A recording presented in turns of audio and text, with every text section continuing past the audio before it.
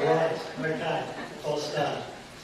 So, the Right Honourable Lord Sumption is a remarkable figure whose career spans law, history and academia, and with a notable presence in British legal history. He held the prestigious position of Queen's Counsel at the age of 38.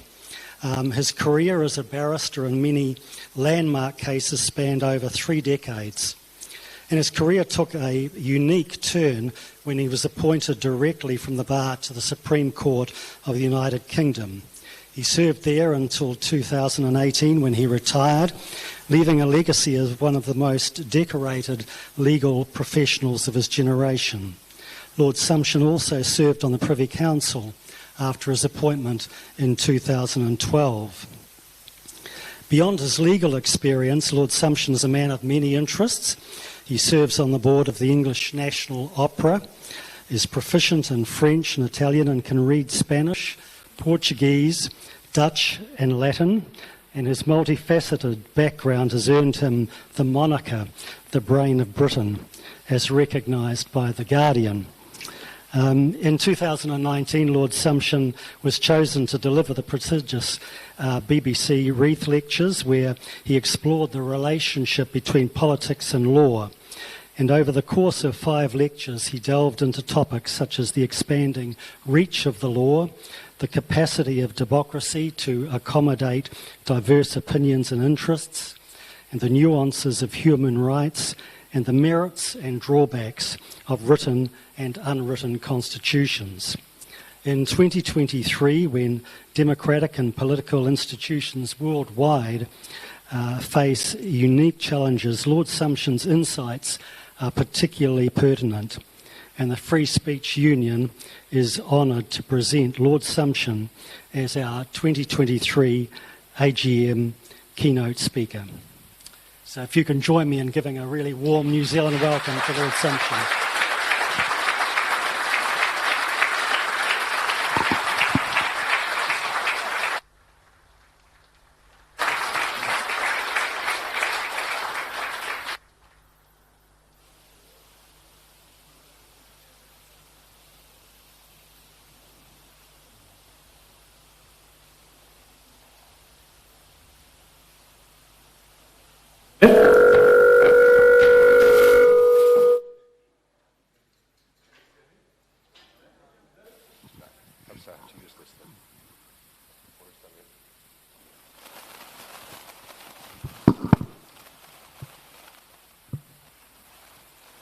How about now? Right. In that case.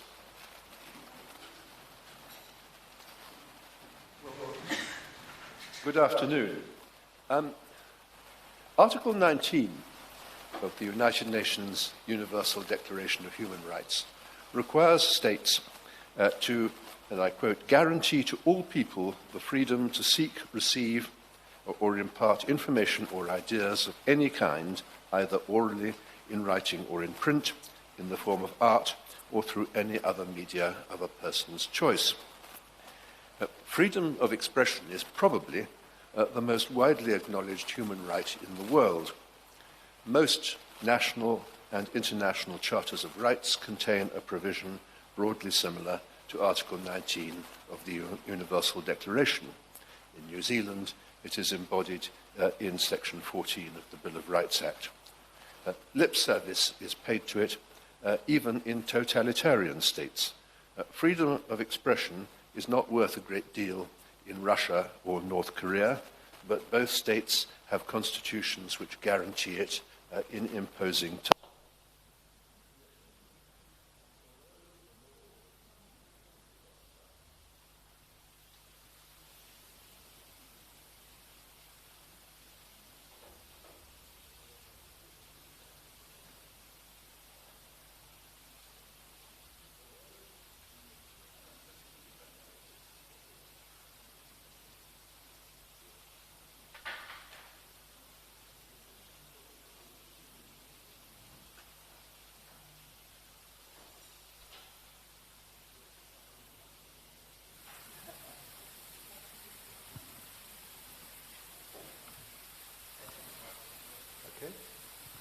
Does that work?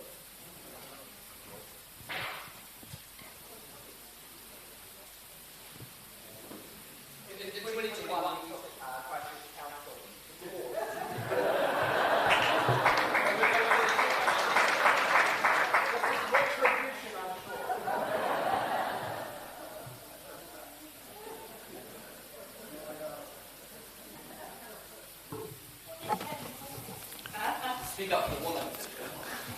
How about that? Right. Now, although the law recognises freedom of expression as a cultural value of great importance, it is nevertheless today under greater threat than any other human right. This is happening even, and indeed perhaps especially, in liberal democracies like the United Kingdom, the United States, and perhaps also New Zealand. How are we going to explain this paradox? A large part of the explanation is that our approach to the whole issue of free speech is still largely moulded by attitudes born in the 18th century Enlightenment. At that time, the main enemy of free speech was the state, along with certain quasi-state institutions like the established churches. But in modern liberal democracies, the real enemy of free speech is not the state. It is the pressure of opinion from our fellow citizens. Now, this is not a new insight, but it is a frequently forgotten one. Most of the issues were recognised by the great Victorian apostle of free speech, John Stuart Mill, a thinker whose uncanny ability to anticipate the dilemmas of our own age can still take us by surprise. Mill foresaw that in a democratic age, such as was just dawning in Victorian Britain, a culture of conformity would be a far greater threat to freedom of expression than any action by the state. Society, he wrote, was capable of practicing, and I quote, a social tyranny more formidable than many kinds of political oppression, since although not usually upheld by such extreme penalties, it leaves fewer means of escape, penetrating much more deeply into the details of life and enslaving the soul itself. Now, Mill's answer to this was the harm principle. The principle was that the only purpose for which power could properly be exercised against individuals against their will was to prevent harm to others. But Mill recognized that his solution was imperfect. What was needed was the courage to defy the mob. In language which might have been directed to our present problems, Mill wrote that precisely because the tyranny of opinion is such as to make eccentricity a reproach, it is desirable, in order to break through that tyranny, that people should be eccentric. By eccentricity, Mill meant diversity of opinion.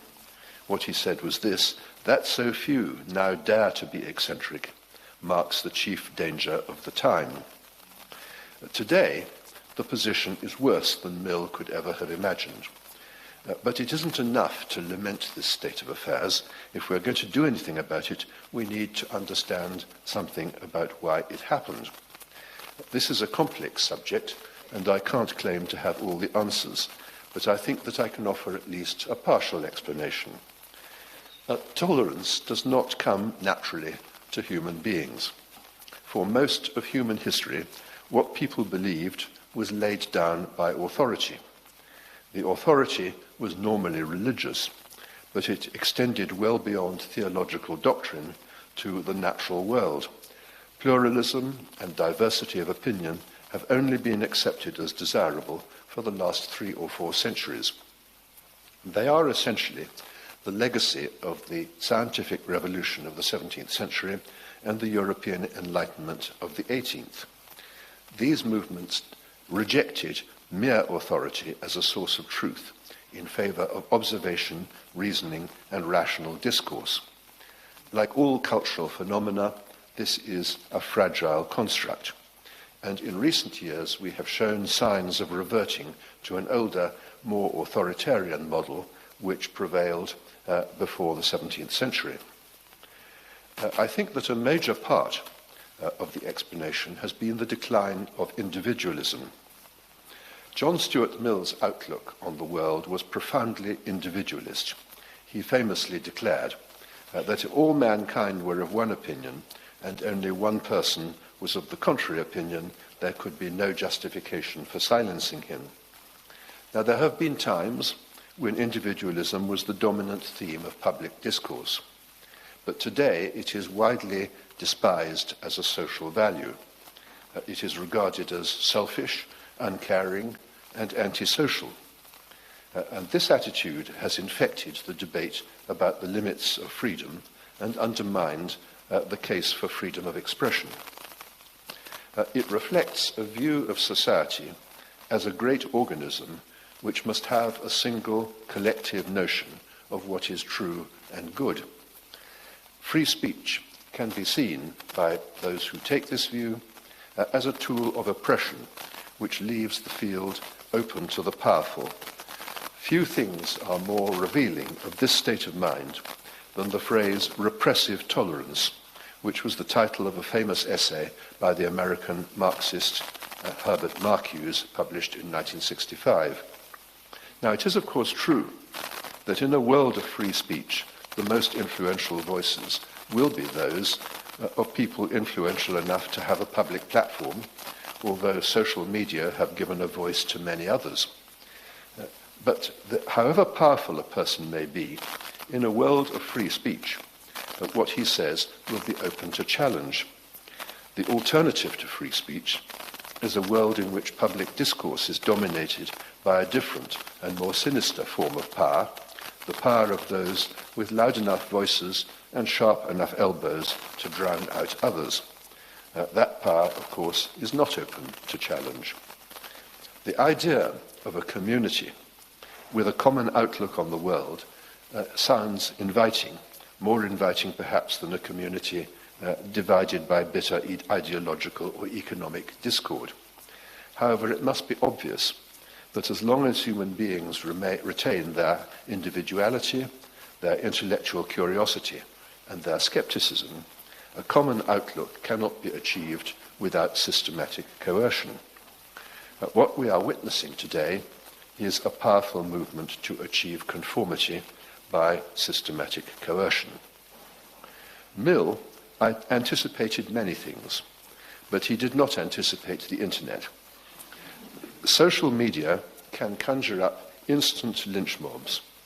They make an extremely powerful amplifier available to the most intolerant strands of opinion. The algorithms which determine what material is placed under people's noses expose them only to sentiments which they already agree with, thus intensifying their opinions and eliminating not only dissent but also nuance and moderation. Mill assumed that the pressure to conform would come from self-righteous conventional majorities. But modern modes of communication have undermined that assumption. Social media have conferred immense power on self-righteous minorities, often quite small minorities. The most remarkable illustration of this is the vicious campaign currently being waged by many groups across the world, by transgender groups, to silence those who believe that gender is the same as sex and is an immutable biological fact. Polling evidence suggests that the overwhelming majority of people believe that gender is determined at birth by physical characteristics which are alterable by medical or surgical intervention, but not so as to change a person's gender. That view is consistent with the current scientific orthodoxy, which regards gender as binary. It's precisely because the case made by transgender activists has no objective scientific basis that they feel obliged to proceed by bullying and violence. Pressure from this minority has created a situation in which the public expression of the prevailing and probably correct view about gender can lead to dismissal from employment, the cancellation of speaking engagements and publication contracts, the withdrawal of essential financial facilities such as bank accounts or payment systems, and an avalanche of public shaming and abuse. That has been accompanied by a subtle redefinition of the whole concept of harm. It is extended so as to include offence caused by contradictory opinions. According to this view, it is harmful to have to endure contradiction. The argument is that words wound, especially when they relate to another person's identity or status. Words are therefore viewed as a form of violence in much the same way as physical assault. Now, on that view of the matter, a university or a workplace where a person is exposed to disagreement with his strongly held opinions must be regarded in the standard catchphrase as unsafe. The difference between violence and words is obvious. Violence is coercive. Words, even if they are offensive, are not coercive, except in the rare cases where they are calculated to provoke violence. Yet, in North America, Britain, and much of the rest of the Anglosphere, this frame of mind has been captured by the universities and the human resources department of many large employers. They have complaint channels, often anonymous, by which aggrieved students or employees can claim to have been offended. Complaints commonly result in suspension and disciplinary proceedings. Research in the United States suggests that 29% of university professors have been pressured by their university authorities into avoiding controversial subjects. 16% have been either disciplined or threatened with discipline for their words, their teaching, or their academic research, while another 7% say that they have been investigated. Those working on any subject involving ethnic or religious sensitivities are particularly vulnerable to this process. More than 80% of students report that they self-censor their work for fear of the consequences of stepping out of line.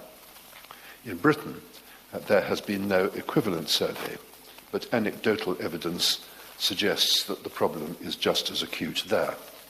In New Zealand, disciplinary proceedings were initiated and then dropped by the New Zealand Royal Society against the 3 members who could criticised plans to confer on Maori indigenous knowledge a status equivalent to empirical science. That points perhaps in the same direction, but the proceedings were dropped after protests by other members of the society, and the incident has perhaps had the advantage of provoking a re-examination of threats to freedom of expression in New Zealand's universities. Underlying much of this debate is a fundamental challenge to the objective notion of harm.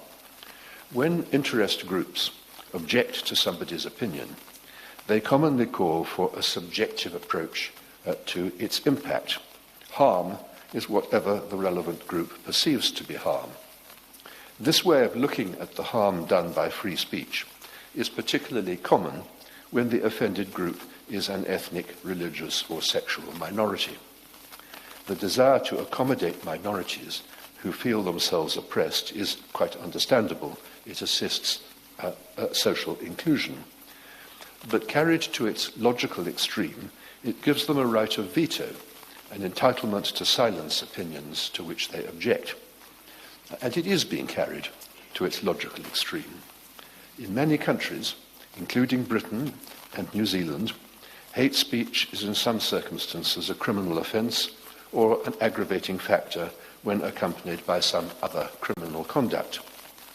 The British police and prosecution authorities have agreed upon a definition of their own devising, according to which a hate crime means any action which is, and I quote, perceived by the victim or any other person to be motivated by hostility or prejudice.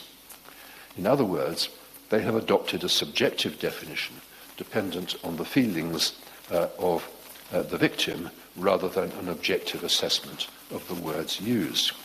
In New Zealand, the same definition has been adopted word for word by the New Zealand Police in its policy statement on hate crime, although it has no statutory basis in either country. These developments have fundamentally changed the nature of the argument about freedom of expression. The issue no longer pits the state against the individual. it pits different groups of citizens against each other. The people who scream abuse at their adversaries from the roadside or from their social media accounts would claim to be exercising their own rights of free speech. In doing so, they are creating an oppressive climate in which other people are silenced and may lose their careers, their livelihoods, or their reputation, or else may simply be forced to keep away from controversial subjects altogether. The screamers do not bring about these consequences themselves, at least not usually. They simply influence the mood in a way which causes other people, such as editors, publishers, universities, or employers, to persecute dissenters. These institutions shun the dissenters because in a world of heightened ideological tensions, they prefer to keep their heads down. An editor is under no obligation to give space to people with controversial views. A publisher is under no obligation to publish them, unless there's a contract. A university or other employer cannot be made to employ or promote them. The screamers direct against their chosen targets all the intolerance of intellectual diversity, which is already characteristic of some of our elites. When the freedom of expression of one group is used to silence others, how is the state supposed to mediate? Since the 18th century, the common law has generally been on the side of free speech. In the United Kingdom, the common law has traditionally been concerned with public order and incitement of breach of the peace, rather than with censorship. To be criminal, words normally have to be inflammatory and intended or known to be likely to stir up hatred or violence against vulnerable categories. Modern statutes criminalizing hate speech have, broadly speaking, adhered to the same principle. For good measure, the UK legislation provides a broad exemption for the protection of free speech, which permits discussion, criticism, or expressions of antipathy, dislike, or expressions of antipathy, dislike, ridicule, insult, or abuse. All of those are different forms of protected speech. The British police have arrested Christian preachers. They have recorded as hate incidents gender-critical tweets critical of the police, accidental damage done by school children to a Quran, and even speeches by government ministers proposing restrictions on immigration. But when these cases have come before the court, they have almost invariably been thrown out. In one case, where the police took action against a gender-critical tweeter, the judge hearing the case remarked that their conduct offended against a cardinal democratic principle. In this country, he said, we have never had a Cheka, a Gestapo, or a Stasi. We have never lived in an Orwellian society. We also, in Britain, have statutory provisions forbidding discrimination on the basis of ethical, philosophical, or political opinion, among other things. The anti-discrimination provisions of the New Zealand Human Rights Act 1993 are comparable. They are, in fact, among the most broadly framed in the world. In a landmark decision of the Court of Appeal in England, Maya Forstater was held to have been unlawfully discriminated against after she was fired from her work as a tax consultant because her fellow employees could not tolerate her gender-critical tweets. In the United States, the First Amendment gives substantial protection to free speech. It has successfully been deployed against public sector entities such as universities who sack controversial professors, or public libraries which remove controversial books. But everything in the garden is not fine, because there are limits to what the law can achieve. The government and the courts are impotent to protect people against the worst threats to free speech, namely the howling trollers of the internet, the addictive outrage of street protectors, or the oppressive self-censorship of publishers, journalists, and academics. These things can only be addressed by a profound cultural change which it is beyond the power of law to bring about. Changing that culture depends on you, on me, on every one of us. The only reason that activists try to disrupt and suppress unwelcome opinions is that experience shows that it often works. Venues don't book controversial speakers. Publishers don't publish controversial books. Prominent commentators do not step out of line, or if they do, they are promptly bullied into issuing cringing apologies simply to turn the heat off. None of us has to behave like this. The children's author J.K. Rowling has taken a prominent position on transgender issues and refused to back down, in spite of attempts to boycott her books and associated films and shows. Because she refused to be intimidated, the campaign of harassment against her has failed and largely moved on to other targets. Now, Rowling is in a strong position because her writings are much loved across the world. Her publishers cannot afford to dump her in the way that they have dumped other writers who broached controversial subjects. Kathleen Stock was hounded out of Sussex University, where she was a professor of philosophy, for her gender-critical views. She does not have J.K. Rowling's advantages, but she too has refused to be intimidated, and as a result has become a famous figure. Ironically, the attempt to silence her has greatly enhanced her profile and increased her influence. The Irish playwright Graham Linehan has refused to back down on the same issue, in spite of the great personal cost to him. It has destroyed his career, ruined him financially, and the harassment that he has faced has broken up his marriage. Now, these are prominent figures, but all of us can contribute to the solution in a humbler way by being willing to make it clear where we stand, not just on free speech itself as a principle, but on the subjects which have become taboo. If, for example, we believe that gender is not an optional status but a biological fact, we can say so instead of being shamed into silence. If we reject concepts dear to particular ethnic or religious groups, we should say that and refuse to back down or apologize when they take offense. Discuss the unmentionable, challenge the unchallengeable. Now, I'm not recommending rudeness or abuse, but there is a larger place for reasoned objection than we realize. The great challenge will be self-censorship by venues, publishers, filmmakers, broadcasters, and the media generally. They do not have to endorse the views of those whose views they publish, but the long-term future of their business depends on the diversity of a literary and artistic culture, which includes the broadest possible range of opinion. The same is true of academic institutions. They are the guardians of free inquiry, and once that is limited or suppressed, their whole raison d'etre is gone. Now, they will say, perhaps only to themselves or in the privacy of their editorial boards or faculty meetings, why should we expose ourselves? Why should we put our heads above the parapet? Why should we quarrel with our young and idealistic junior staff or students who do not wish to sully their hands with this or that book, film, or lecture?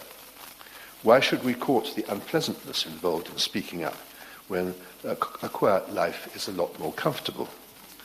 The answer to that was given again by John Stuart Mill in his inaugural address to the University of St Andrews after he had been elected as its rector in 1867.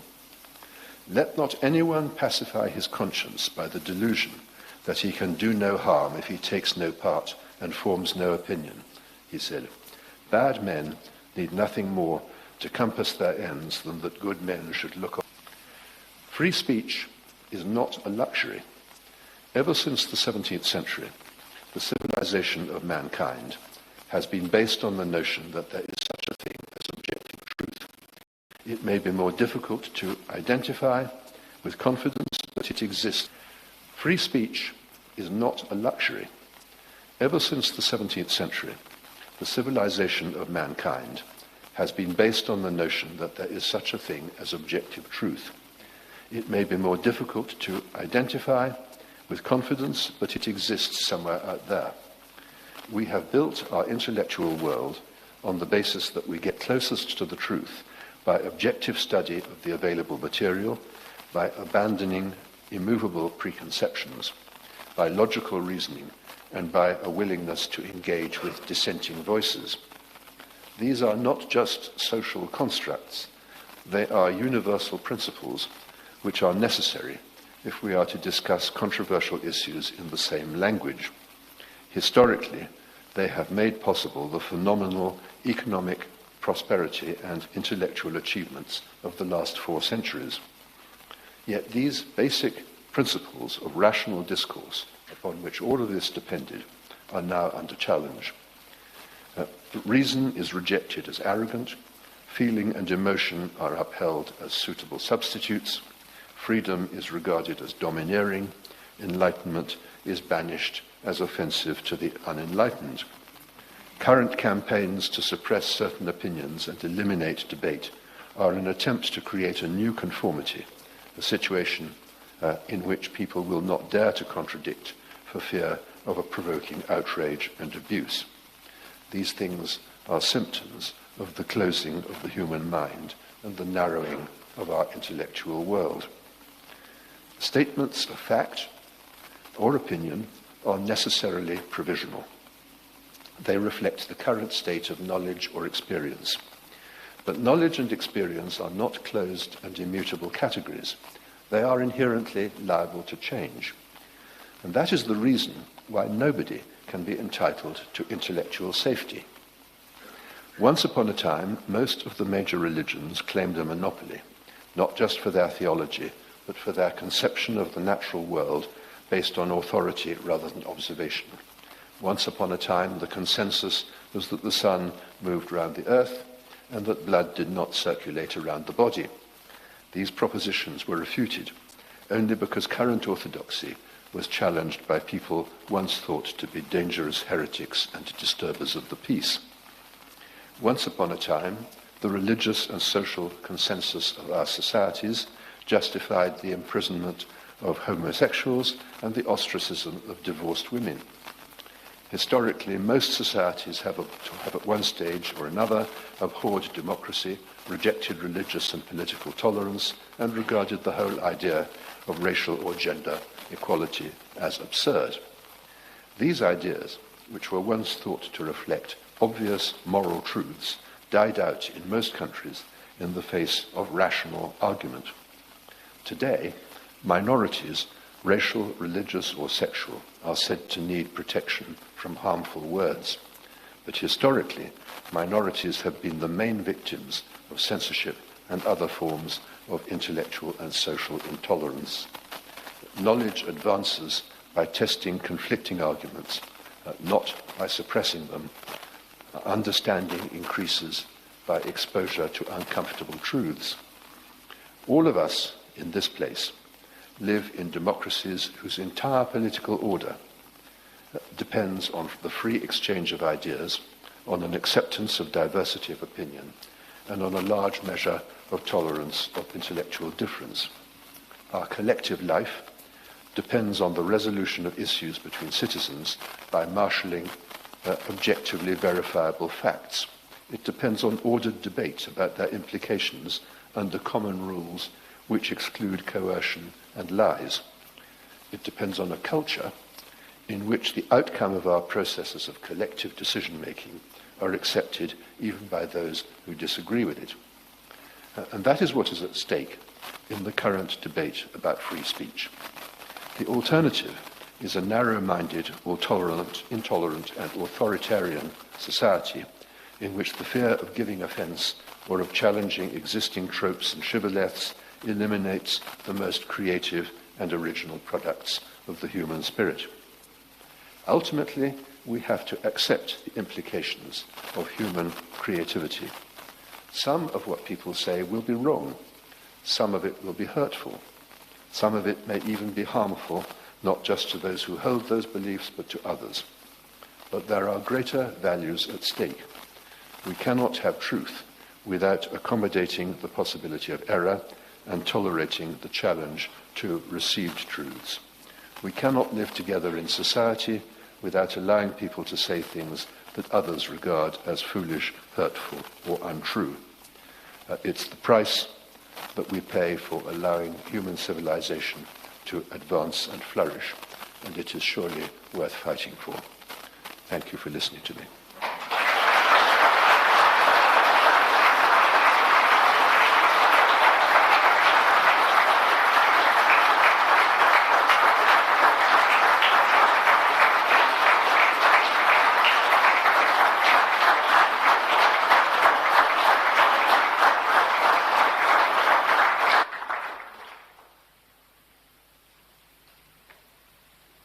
Wonderful. Thank you very much, Lord Sumption. It's a pleasure now to invite you to have an opportunity to put questions directly to Lord Sumption yourselves. Over the week that I've been spending with him, the reputation precedes him, but to see him in action is something else again. The breadth of subjects that he can speak on with such incredible authority. So it may be rule of law, it may be free speech, it may be the 100 Years' War. He's just finished writing the authoritative accounts in 5 volumes on that. So we have about 20 minutes now, and we would love to give you the opportunity to engage. So Nathan's got a roving mic. Do we have any questions from the floor? We'll start off with you, sir, up here. Just if you don't mind waiting for the mic, we have 350 joining us online, and they want to hear you as well. Yes, good afternoon. Thank you very much for the speech. My name is Robert Biggs.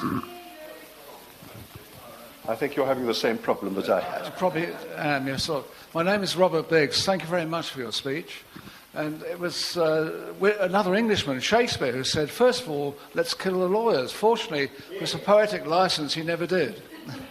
But look, I wanted to ask you a legal question. I grew up in Britain, and in those days, people could place on boarding houses and places to let notices saying no dogs, no Indians, no Irish.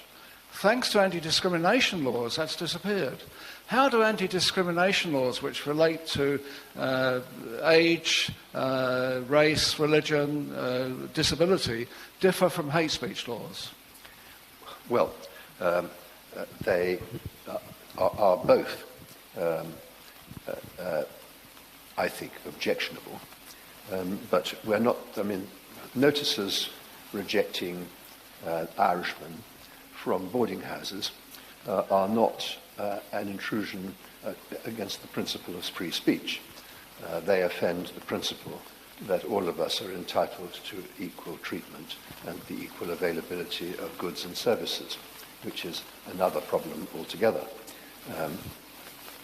I hope I've answered your question, but perhaps I haven't.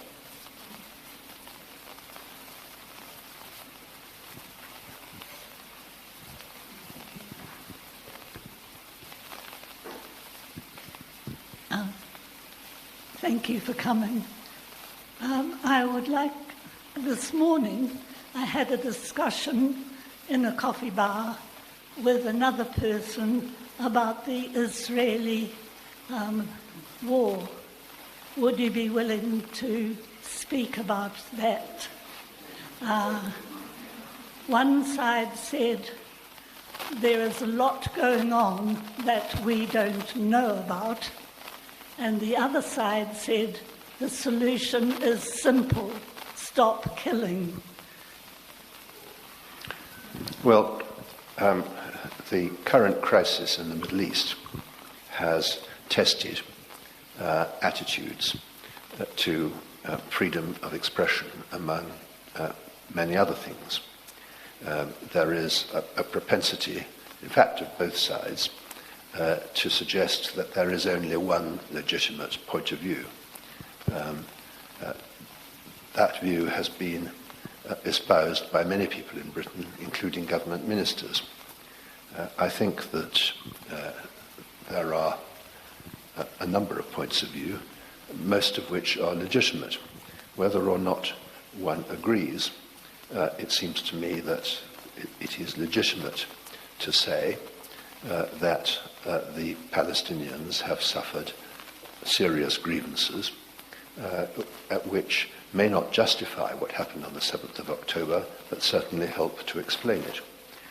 So I am dismayed by suggestions that those who speak up for the grievances of the Palestinians and who demonstrate in the streets of major cities are in some way behaving disgracefully.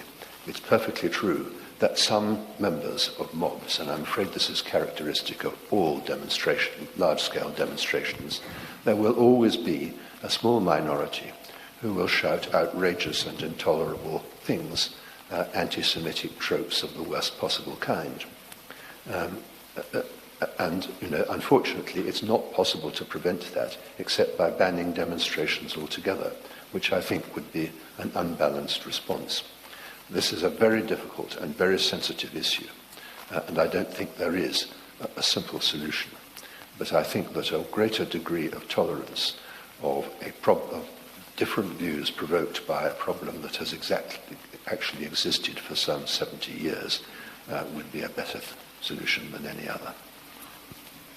Lord Sumption, I wonder if I can double down on that question and ask you to expound further. Earlier this week, the Free Speech Union released a media statement defending the right for protesters in Auckland to burn the Israeli flag. And that was signed off by our council member, Dr. David Cuman, who is also a prominent leader in the Jewish community. Do you think that is the necessary decision to make if we are to defend free speech? Yes, I do. I think that burning flags of any country is an offensive and rude gesture. And it can't ever be the case that there are not better ways of making your views felt. But if you wish to make your views felt in that way, I would certainly not prevent you from doing it. There was a famous case in the United States Supreme Court about the right to burn the American flag. I remember a lecture given by Justice Scalia in which he was asked by a hostile questioner in the audience, whether he had ever delivered a judgment on the law which was contrary to his own personal preferences. And he replied that he had done so, and it was in the case about flag burning.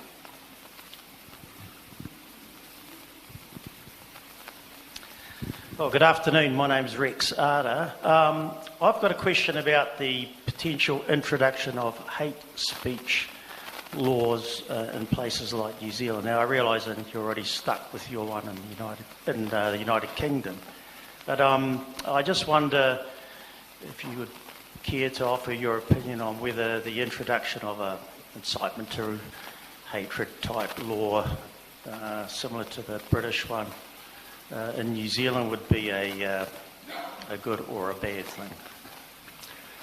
The British law is quite carefully circumscribed. It appears to say more than it actually does because it is subject to qualifications which effectively protect free speech in most areas. In my view, the introduction of special laws against hate speech is unnecessary because in a rational world, hate speech should not be limited except by the prospect of a threat to the peace. And that is a principle that is already embodied in the common law and applies just as much in New Zealand as it does in the United Kingdom. The problem, therefore, is that people who advocate hate speech laws tend to want to expand the scope of the rule so that it not only prohibits conduct that is deliberately provocative of violence, but also conduct or speech that gives offence to particular groups or individuals. That seems to me to be crossing a very dangerous threshold. Thank you for your speech today. My name is Sam, over here, sir. Yep, in the corner. Very good. Could you share a few more thoughts on how we quantify harm? Because you referenced a bit of a spectrum there with J.S. Mill saying the only justification for exercising power over someone is if their actions are going to cause harm. And that might be forcing someone to take a vaccine to retain their job because they may cause harm if they don't. That's a may. Right through to the transgender words as violence type spectrum of subjective harm. Could you maybe share a few more thoughts on maybe how we could constructively define harm in that space? Thank you. Well, the first requirement is that the test of harm should be objective and should not be simply dependent on the view of the person who claims to be harmed.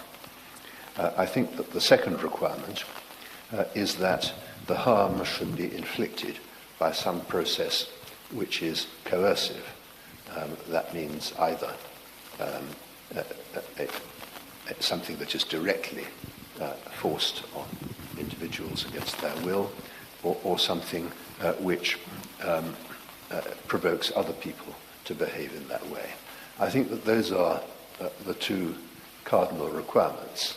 Mill thought that the concept of harm was obvious, and history has proved that he was too optimistic.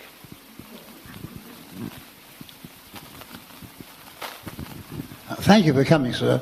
My name is Jack, and I am the archetypal eccentric you mentioned earlier. Yes, I think we've met before. Have we? Oh, good. And I've been carrying a lone battle in New Zealand since 1974, not only for free speech.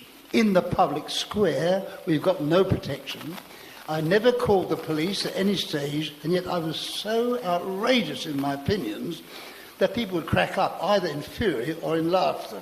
And by playing the thing as a performance art, you can actually encourage free speech as entertainment, provided you're good at heckling. So the role today is now, I think, of the comic, the humorist. I don't think anyone who's serious is going to get anywhere except in trouble. But if we make fun of the contradictions that we live under, for example, we have subjective idealism and we have objective materialism. And we have to use both in oscillating ways. We have to have hypotheses. We have to have facts, and the two have to be shuffled. So by playing with ideas, like turning the world upside down, I publish self-up maps, inside universes, we can make people think that they don't know the truth, that they can try and get closer. So three things I think are important. Truth. You can get near to it or far from it, which you have to pop an idea of falsification. Beauty, which is my speciality, in that you present a show, entertainment, where you surrender your doubts because you're enjoying it. And finally, love, which is nonsensical, we can't understand it, but it works. Well, I think I could... Do you think that the eccentric use of comedy is the only way to go, or are there other ways? Well, comedy has suffered a great deal from what I'm going to loosely call cancel culture, because comedy inevitably depends almost inevitably depends on making fun of someone or something, possibly something that someone finds really important to him. So, it is, at this rate, I think that comedy will become pretty well impossible. And quite a number of comedians have been cancelled in Britain for very much that reason. As to the rest of what you say, well, I think I could probably sign up to most of it. Thanks very much. Good afternoon. My name's Andrew Campbell. I'm from Christchurch. I'm very interested to know what your thoughts are on what kind of direction wokeness and cancel culture will progress in. Are they likely to move in a more, I've forgotten the word, totalitarian direction? Or could they in fact morph into something completely different and ultimately end as a benign force? The councillors are not going to give up, but the atmosphere in which what they do and say is received in silence or with indifference is likely to change. The greater publicity that cancellations and similar events have received in the last few years is likely to produce a backlash. That is the normal way in which the cyclical business of humanity is conducted.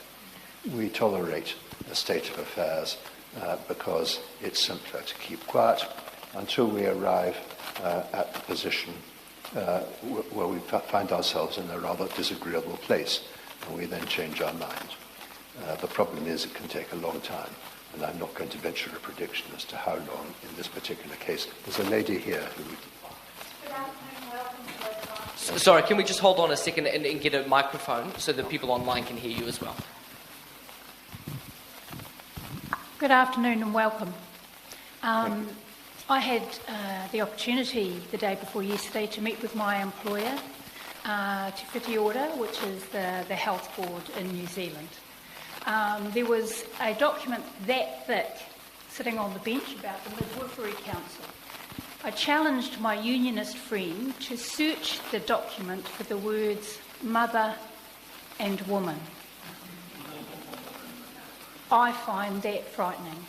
There was not any mention of a mother or a woman in the context of the birth process.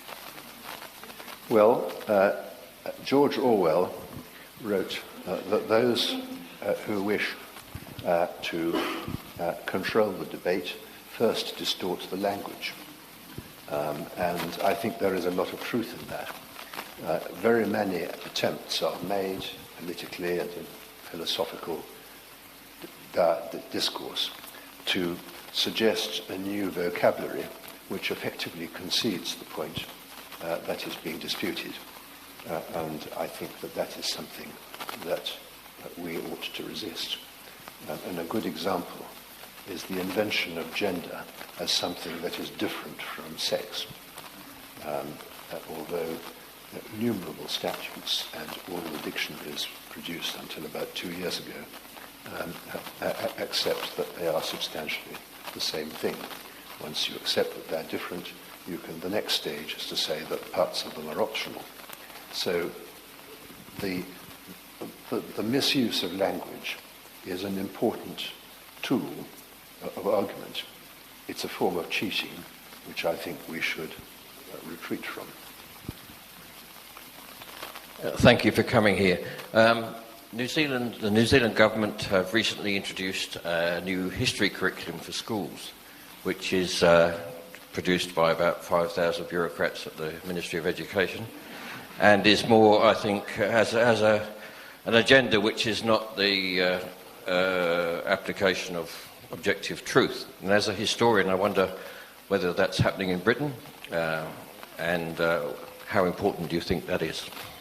Well, I can't comment on the particular example you cite about the textbooks in New Zealand. I don't think that it is happening in Britain. It is certainly happening in other places than New Zealand.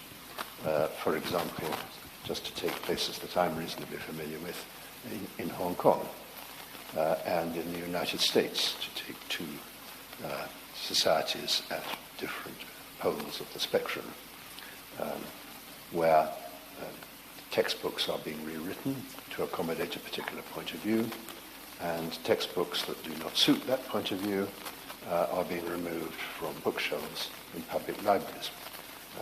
I regret that as much as I take it that you do, because it is, like so much else, a symptom of the narrowing of our intellectual world.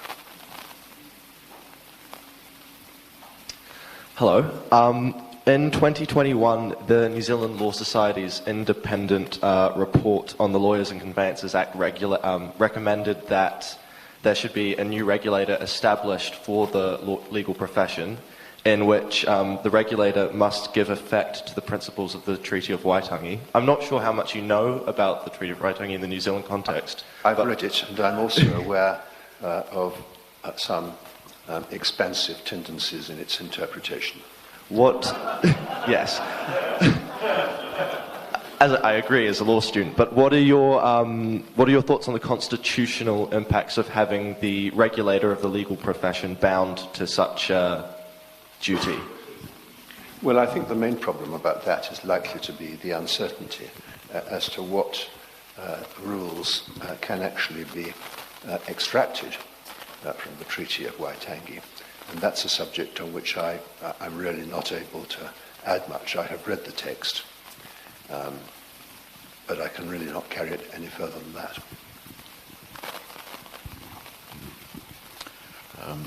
I think one of the disadvantages that we have in New Zealand of being a country with quite a low population is that we have very limited plurality of media. So you may or may not know that the main newspaper that covers most of the South Island, in its letters pages, does not allow many of the opinions which many of the people in this room would share. So, apart from shoveling all of our spare money into the funds of the Free Speech Union, what do you think we can do? I don't think there's anything other than that needed, Well, I think you can stop reading that particular newspaper. I mean, I see the problem if there aren't alternatives, but although there may be fewer alternatives in New Zealand, I can't believe that it's the case that there are none.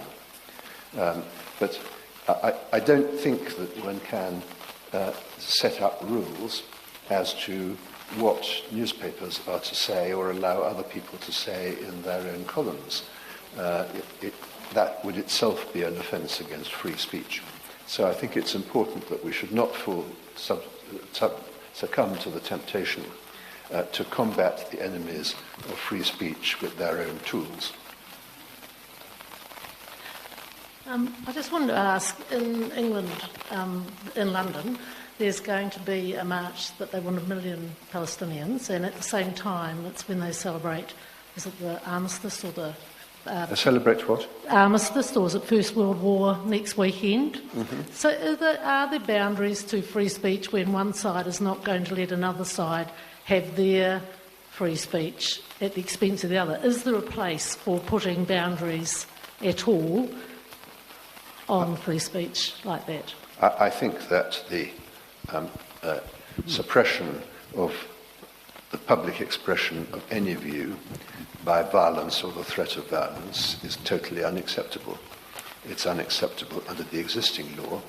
This is a rule which we depend on the police to be able to enforce. But the problem is not a new one. In London in the 1930s, the quasi-Nazi black shirts would break up demonstrations by people whose views that they disapproved of. I don't know what about the demonstration in London.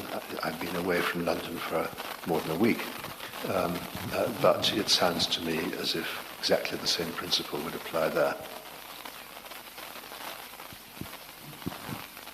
There's a lady here who's been trying for some time. Do I have to? Hi, thank you for the speech. I have a worry being a mother of 2 sons in 20s, and I actually find that young people, a lot of them, through the cancel culture, censorship, everything, and you only heard one side of the story. And the thing is that they are not exposed, and now we even talk about education system, the curriculum change. The thing is that they were not exposed to the different opinions. Some academic, if you have different opinion, you got sacked, or you lose your job, or got oppressed. A whole lot of other similar examples like you see it. Just from the education, since they were young, they were not really encouraged to have a different or independent thinking.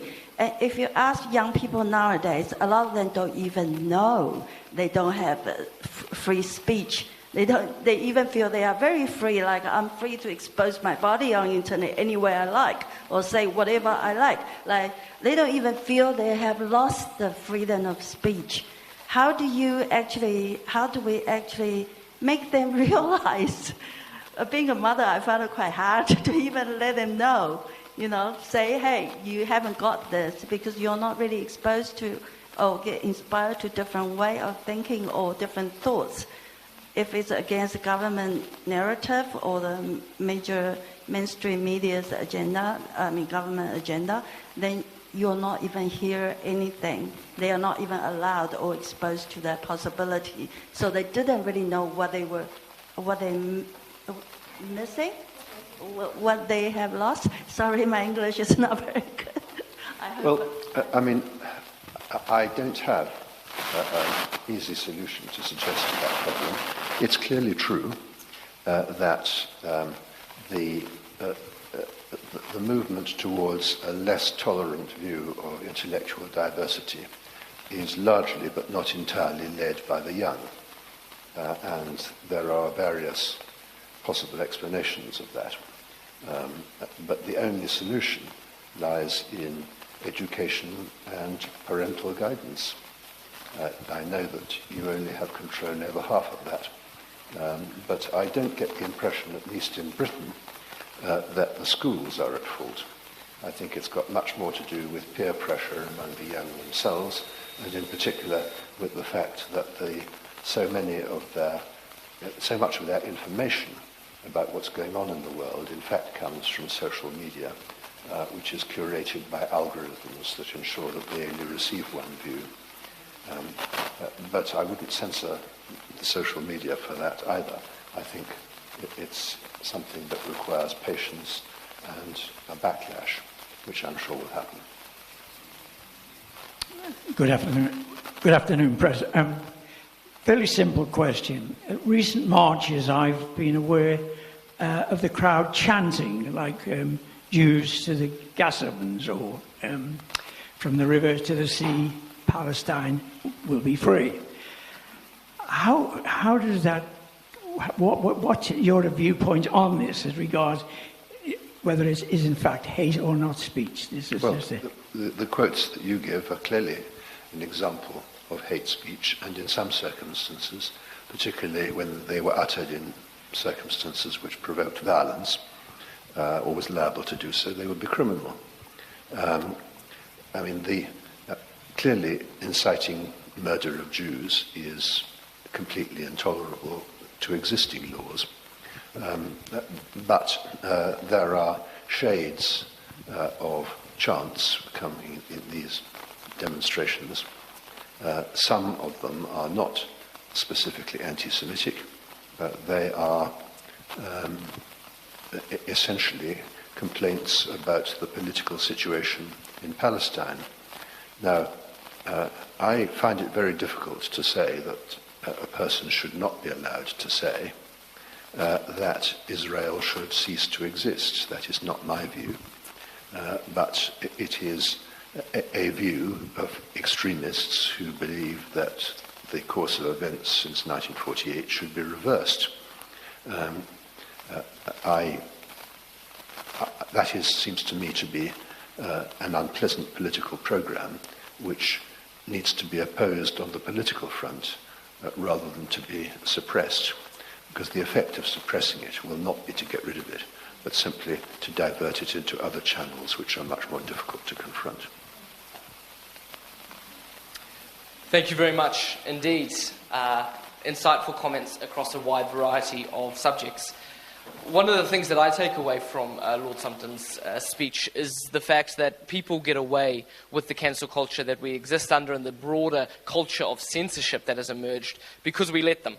And that there is a duty on every citizen to assert their right to free speech and to refuse to be compelled to say certain things they don't believe or to be silent on the issues that do matter to them. And so I think there's an important takeaway from each one of us on that here. There are a few members of the Free Speech Union that I think exemplify this. And Lord Sumption, if you want to stay up here, we'll get the photographer as well. And we want to have Lord Sumption present a few of the members of the Free Speech Union with a token of respect and appreciation that we've had over the course of this year. A number of public personalities have stood up and stood out on behalf of free speech, and we'd be remiss for not recognising that. One is Dr. David Brommel. David, would you like to join us? Dr. David Brommel exists in arguably the hardest environment in the country to defend free speech, and that's not the public service or the media, though those are both close contenders. It is our academy, the universities of this country, and we have several academics here today. We're privileged to hear from them shortly. But Dr. David Brommel has not only stood up in his workplace, but has also supported the work of the Free Speech Union in almost every exercise we've had on universities this year. We've called on him about half a dozen times to come alongside us, and he continues to do so very faithfully. We appreciate that, David, and want to honour you and the contribution you've made to our work. We have a signed copy of one of Lord Sumption's book here.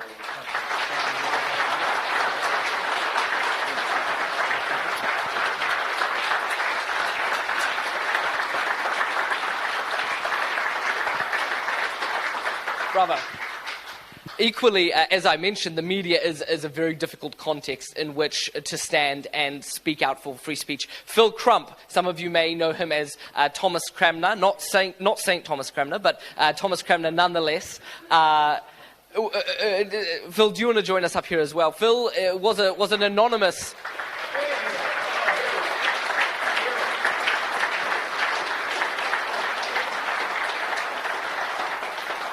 Phil is the recently appointed editor of ZB Plus and was in an anonymous Twitter account up until only 2 or 3 months ago.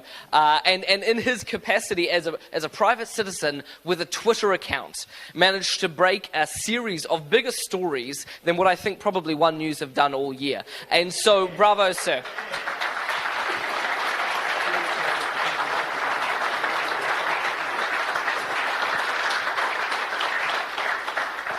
There are 2 other individuals that we would like to note in absentia, one for family reasons and the other for a prior commitment today. The first is a man by the name of Jeremy O'Meara, who none of you will know probably, a graphic designer who lives on Waiheke, who has helped us produce the beautiful material that the Free Speech Union is able to release. I think our annual report, aside from the fantastic work at Pray Tells, is a beautifully designed document. And this is something that Jeremy has spent hours doing for us as a volunteer, contributing pro bono. So we wanted to note him even in absentia. And the other is Simon O'Connor, a Member of Parliament who has recently left Parliament, but we wanted to acknowledge the incredible work that he has done over his career in Parliament as one of the most consistent parliamentarians standing up for free speech. So join in an applause for them as well.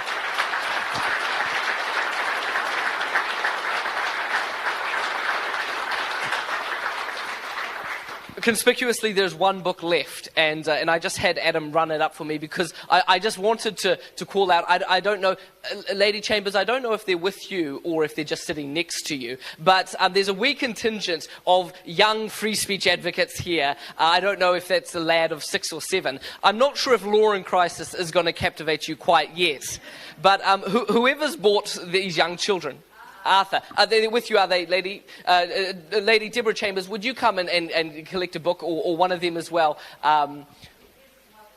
Wonderful. We need free speech advocates starting at a young age. We're going to be releasing, we'll be announcing several work programs that the Free Speech Union has intended for 2024. One is that we are going to be in 20 schools around the country advocating for free speech and implementing exercises around critical thinking and discourse and that kind of thing. And we need young people like this engaging in these important conversations. So well done. Thank you for joining us. Why don't you step here and we'll just get a photo with all you guys.